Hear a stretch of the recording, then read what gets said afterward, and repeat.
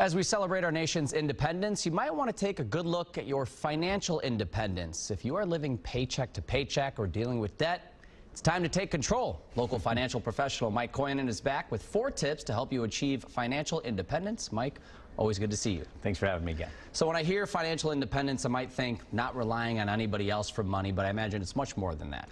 Yeah, it means different things to different people, right? Some would say, if I don't have to work anymore and maintain my lifestyle, that's financial independence for some. Some might say I'm just debt free and just gives me more options. It just comes down to does money control you, or you have to get up and work because of all the bills and responsibilities you have, or do you control money? You just allowed yourself some freedoms in life to do things differently than you had. So that's what it comes down to. So what can someone do to start to achieve that financial independence? Well, first you have to start with the basics, which is spend less money than you earn. That comes down to budgeting. And nobody financially independent will tell you that they probably didn't have a budget sometime, and they were probably pretty stringent on their budget early on and allowed them not to be later. But write down all the expenses going out and all the income coming in. I have a budget worksheet on my website.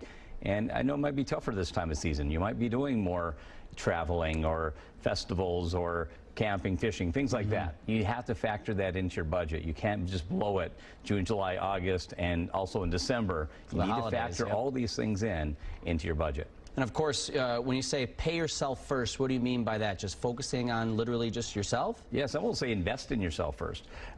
You pay a mortgage or rent and utilities and insurances.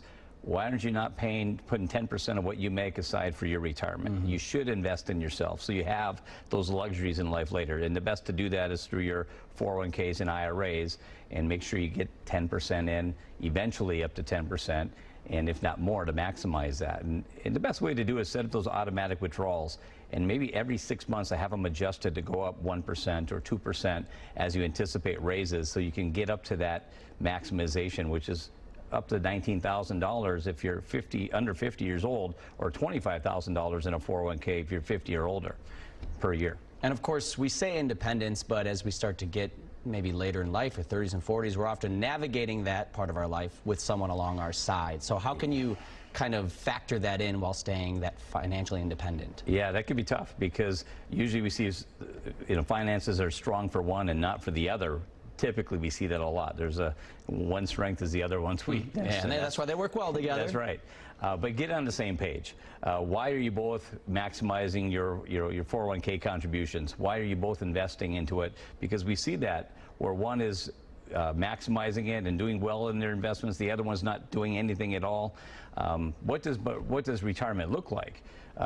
I've seen situations where the husband wants to retire early at maybe 58 or 59 years old and just live a very modest retirement, just enough to get by, where she has visions of second home, a lot of travel, which probably would require him to work to maybe 65.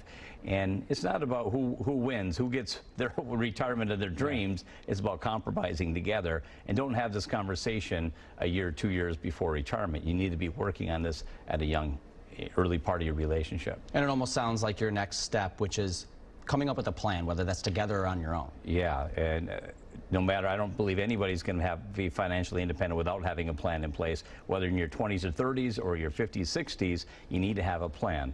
And what that plan is going to most likely evolve over time, because you go through that accumulation phase in your early stage of retirement planning to now you need to preserve those dollars and distribute those monies. So that plan will evolve and change over time. And what got you to the first part won't look like the second part at all, and depends who you're going to work with too. You need to figure out Social Security and require minimum distributions that you have to take out at 70.5, and those might change to 72 with upcoming law changes. Tax planning. We recommend working with a fiduciary as an advisor, because they have to put your best interest first. Sure. I've had clients come to me and said, my current advisor said he doesn't do Social Security, he doesn't do tax planning, he doesn't do RMD planning, because he just sells investments. You need to work with a planner. And that might be the best for some might not need that, but get a plan put together regardless. All those factors contribute to what happens later in your life. Yeah, that's right, in the end goal. All right, thank you so much for coming on, Mike. And for more money advice from Mike, just head to WCCO.com.